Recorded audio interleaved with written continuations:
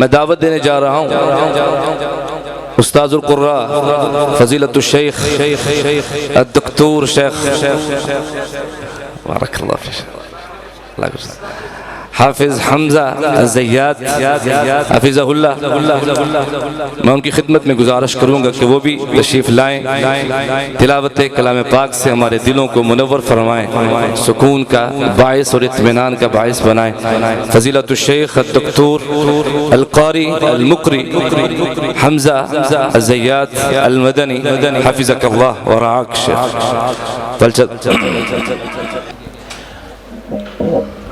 ہمارا جو اصل مقصد ہے وہ قرآن پاک کے ساتھ علمی طور پر آپ حضرات کو وابستہ کرنا ہے۔ ابھی قاری حنیف فریدی صاحب کہہ رہے تھے اصل مقصد یہ ہے کہ تجوید اور قرات کے ساتھ پڑھنے کا ہمیں ذوق پیدا ہو اور ہمارے بچے جو ہیں انہیں ہم اسی طرح جو ہے وہ اچھا قاری بنائیں۔ ضروری نہیں ہے کہ آواز جو ہے ہر ایک کو اللہ رب العزت نے دی ہو، یہ خدا داد ہے، اصل چیز جو ہے وہ فن ہے۔ تو میں آپ کے سامنے انشاءاللہ قرآن پاک کی مختصر تلاوت کروں گا اور میری کوشش یہی ہے کہ آپ کے سامنے قرآن پاک کا جو فن ہے اس کے کچھ نادر پہلو جو ہیں وہ سامنے آئیں۔ شروع تلاوت سے ایک روایت جو ہے قرآن پاک کی قرات میں پڑھوں گا، پھر ایک آیت جو ہے وہ صرف آگے جا کے قرآن پاک میں جتنے لہجے ہیں وہ سارے انشاءاللہ جمع کروں گا۔ اور مقصد یہ ہے کہ ہمارے چھوٹے بچے جو یہاں کافی سارے موجود ہیں، حفظ کا یہ ادارہ ہے، تو یہ پیغام ملے کہ ہم نے اپنے بچوں کو آگے کس طرف لے کے جانا ہے۔ آپ کے یہاں ساتھ ہی لنک رائیون روڈ جو ہے خیابان جنا روڈ، اس پر بیت العتیق ادارہ ہے اور یہ اس وقت لاہور کا تجوید و قرات کا سب سے بڑا مرکز ہے۔ یہی ادارہ ہے جہاں سے حضرت استاد محترم قاری محمد ابراہیم صاحب نے اپنے تعلیمی سفر کا آغاز کیا تھا۔ قاری سہیب صاحب، میر محمدی، قاری عبدالسلام عزیزی اور بے شمار قاری احمد ہاشمی صاحب پڑھ رہے تھے۔ تو مختلف قراء حضرات یہاں سے تیار ہوئے ہیں، تو آپ کے لیے یہ مرکز دور نہیں ہے۔ چلیں گفتگو جو ہے وہ مختصر کرتے ہیں اور قرآن پاک کی تلاوت جو ہے آپ کے سامنے ایک نئے اسلوب اور انداز سے آپ سنیں گے۔ اعوذ باللہ من الشیطان الرجیم،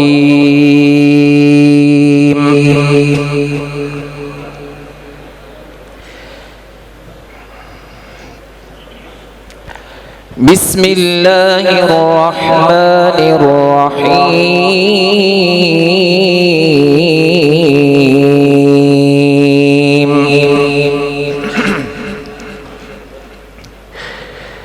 اقرأ باسم ربك الذي خلق، خلق الإنسان من علق، اقرأ وربك الأكرم الذي علم بالقلم، علم الإنسان ما لم يعلم، كلا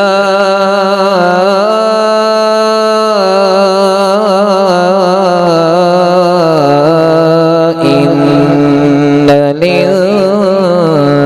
الإنسان ليطغى أن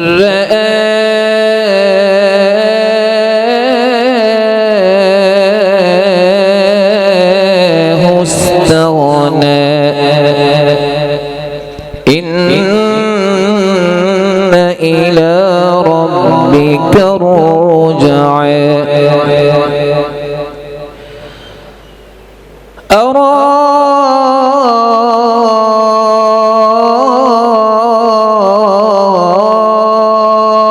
أرأيت الذي ينهى عبدا إذا صلى،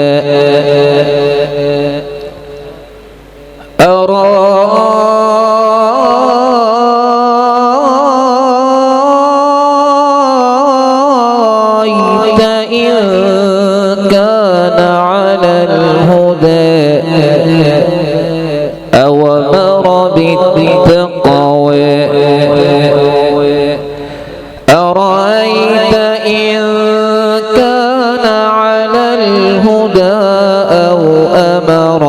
بالتقوى أرأيت إن كان على الهدى وأمر بالتقوى أرأيت إن كان على الهدى أو أمر بالتقوى أرأيت إن كان على الهدى أو أمر بالتقوى أرأيت إن كان على الهدى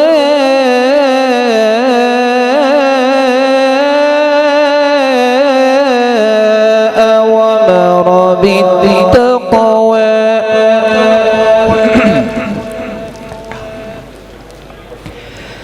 أرأيت إن كان على الهدى أو أمر بالتقوى أرأيت إن كان على الهدى أو أمر بالتقوى أرأيت إن كان على الهدى أو أمر بالتقوى أرأيت إن كان على الهدى أو أمر بالتقوى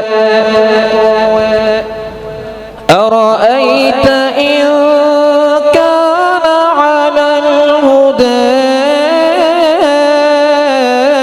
أو أمر بالتقوى أرأيت إن كان على الهدى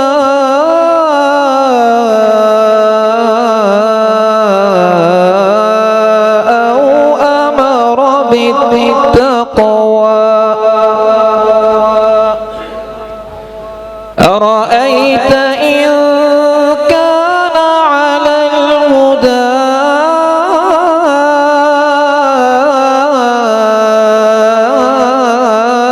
أو أمر بالتقوى أرأيت إن كان على الهدى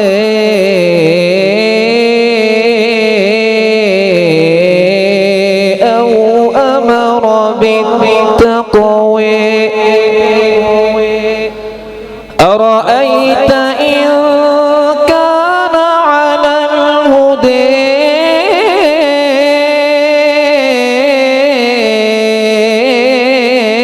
أو أمر بالتقوى أرأيت إن كان على الهدى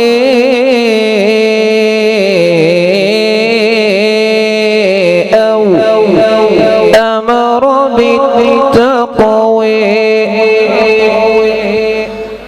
أرأيت إن كان على الهدى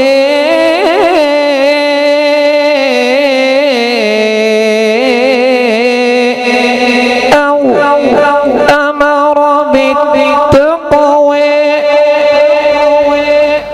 أرأيت إن كان على الهدى أو أمر بالتقوى أرأيت إن كان على الهدى أو أمر بالتقوى أرأيت إن كان على الهدى أو أمر بالتقوى صدق الله مولانا العظيم.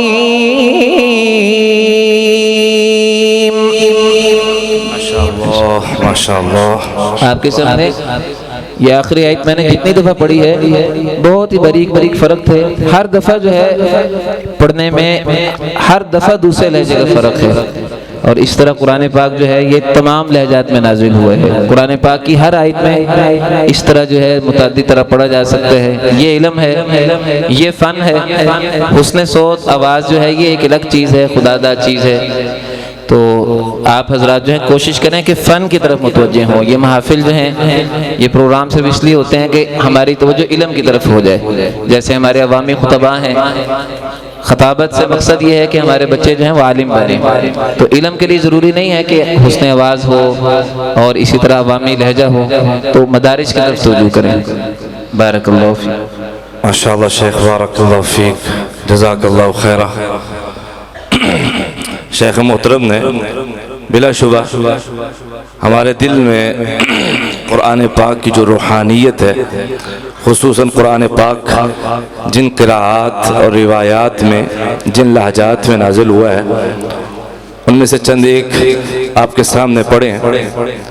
الحمدللہ شیخ قاری حمزہ المدنی حفظہ اللہ ان کی آواز میں قرأت عشرہ کبریٰ جس میں 80 روایات آتی ہیں.